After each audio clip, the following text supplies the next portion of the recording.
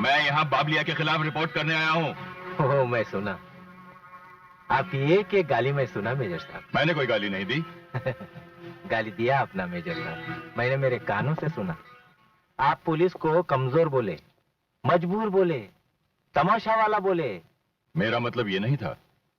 आप मेरे को मतलब मत बताओ, मेरे से मतलब की बात सुनो आप। ये कानून जो है ना, गुंडे लोगों के हाथों में मजबूर नहीं है। कानून खुद के हाथों में मजबूर है, खुद से मजबूर है। नहीं समझे आप? आप फिल्म मुगल आजम देखे ना? क्या मतलब? ये बाबलिया जैसे मुजरिम लोग आए ना, ये अनारकली जैसे।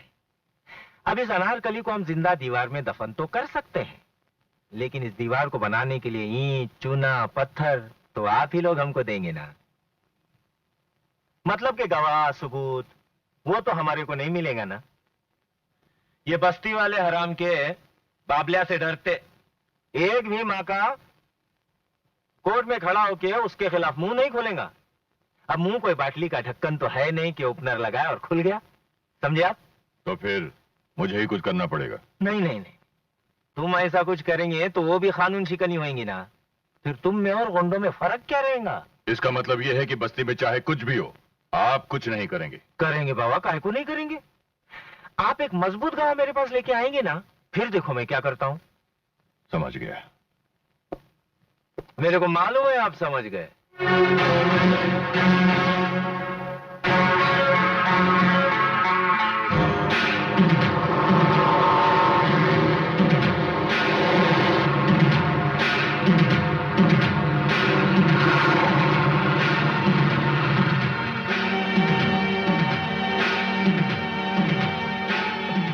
बाबलिया,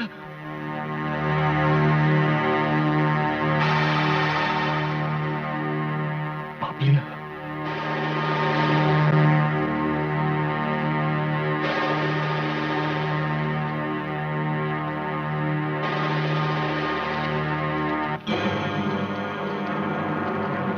तोड़ दो साले के कैलाश को, तोड़ दो।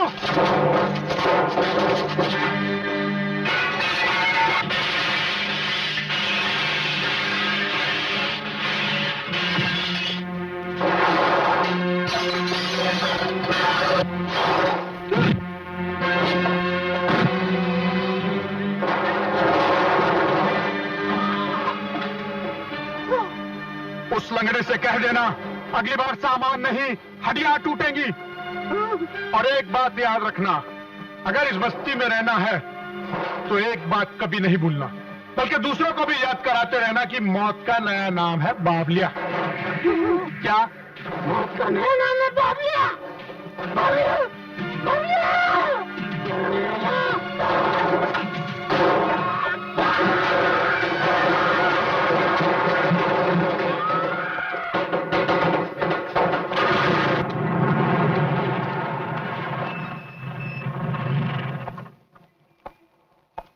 अरे अरे, कहां जा रहे हो?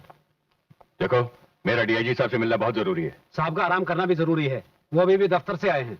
अगर कानून और कानून के रखवाले आराम करने लगे तो गरीब इंसाफ मांगने किसके दरवाजे पर जाएंगे? हवलदार, आने दो इन्हें। चलिए।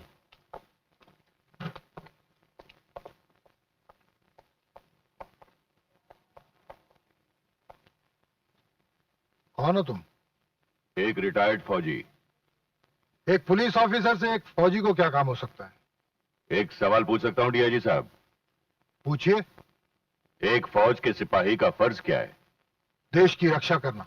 क्या एक ऐसा फौजी देश की रक्षा कर सकता है जिसके अपने घर की रक्षा करने वाला कोई ना हो?